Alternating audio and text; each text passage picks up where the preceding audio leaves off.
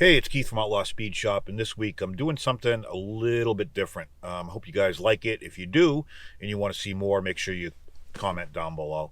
So, about 5 months ago, I was touring a local facility that a friend of mine's running, and they were working on a 55 Chevy, getting ready for a local drag race. But, anyways, they've since literally switched gears and are building a drag car, or they built a drag car, and they're doing some other things. It's called Renegade Rides, and I'm at their shop right now. And what they did is they found a 68, I'll probably correct myself, I think it's a 68 Camaro, um, that they bought, and they took one of their production crew, a young woman named Britt Taylor, and asked her if she wanted to drive. And she had a very large passion for cars. And she said, yeah. So, I mean, I didn't think it was going to work out. But this girl has some amazing reaction times. She's taken to it like a fish to water. She qualified. She got her NHRA ticket. And they just tore the car apart for this season. And they're putting it back together. So we're going to head out and take a tour. And hopefully you guys like it. So I'll catch you on the inside.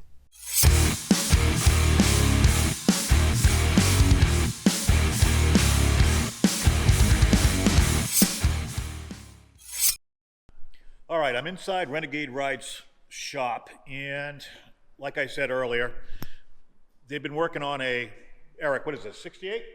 Yep. 68 Camaro. I wanted to make sure I got that right. So last year, they did probably about 100 passes at Lebanon Valley in New York, and they ended up getting qualified. So when they got qualified for NHRA, they have to upgrade a lot of stuff.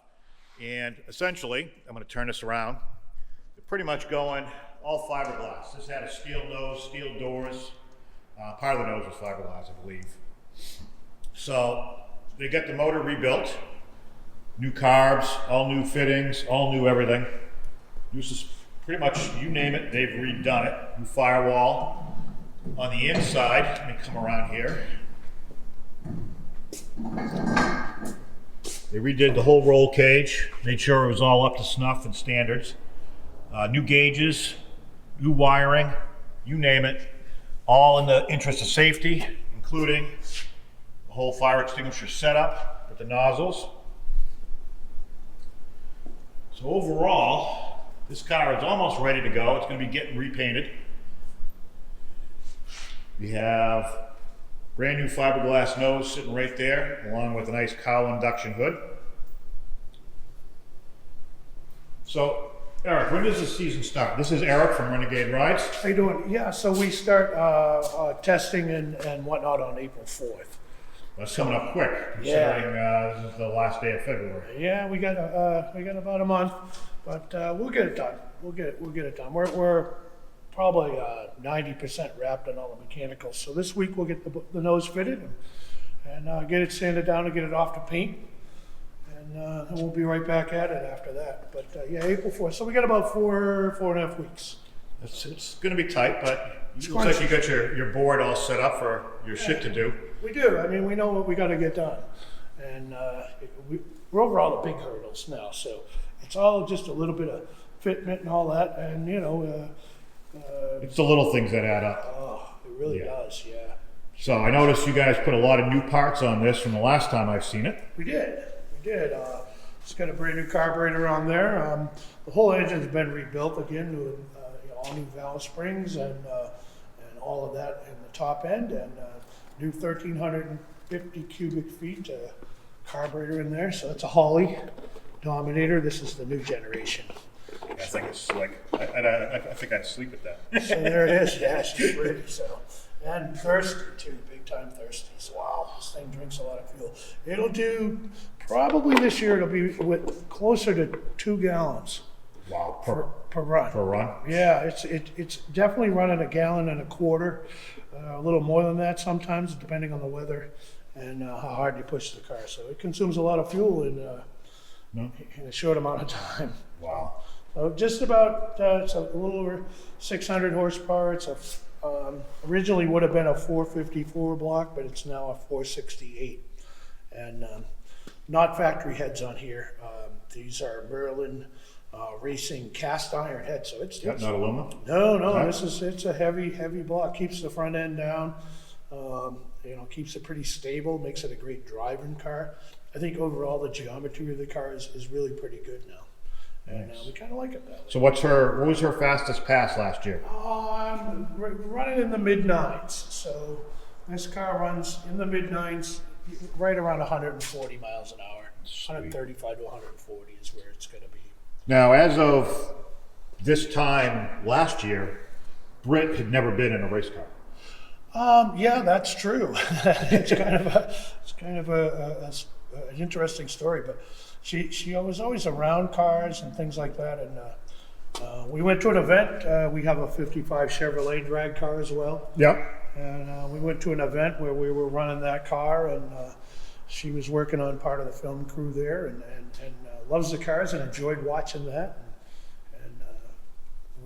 She showed an interest, so we got her a street car, and she tried that out up at the track and loved every minute of it.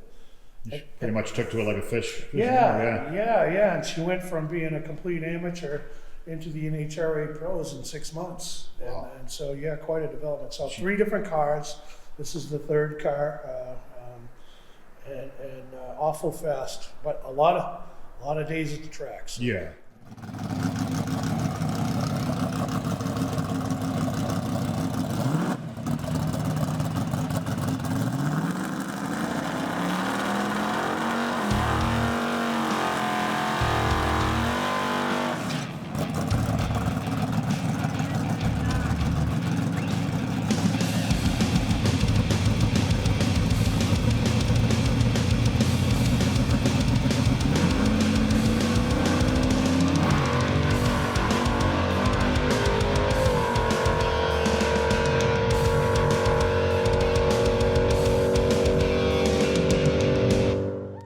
She's actually picked up a lot of sponsors too.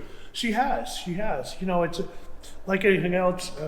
These things are super expensive, and we do everything we can to help support her when it comes to that. But it also takes a few sponsors. So she's got Spectral Oil, Evans Waterless Coolant, and Cool It Thermotech, which they make wraps and heat blankets and kind of things to keep the heat down on the car. So we're using those guys, and every little bit helps. Yeah, I bet. I mean, things aren't the faster you go, the more expensive it gets. It goes up Exponentially. Yeah. So basically, after 10 seconds, what you need is money in 5-gallon buckets. That's really what you need. Well, I mean, she's doing an awesome job. I'm looking forward to this year making it to the track and hanging out and getting some more shots and some more video with her, and as she progresses in her career. So yeah, absolutely. Yeah. I mean, she is really, she's committed a big chunk of her life to this, and wrenches on the car with us pretty much every day of the week. So yeah, she's hands on. So that's what I think is awesome. yeah, she knows every nut and bolt in this car, or pretty much every nut and bolt in this car. Well, it's her safety. She's the one in it. So yeah, it allows her to understand the car really, really well, and let us know when it's right and when it's wrong. that's awesome. Yeah. So once again, guys, I hope you like this kind of content. If you do, make sure you comment down below.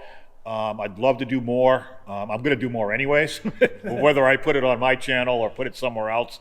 I really, when you do die-cast cars and 1/64 scale stuff, most of us are motivated and grew up around cars. So to me, this is a natural progression to always have some other content that's car related that inspires us to do what we do.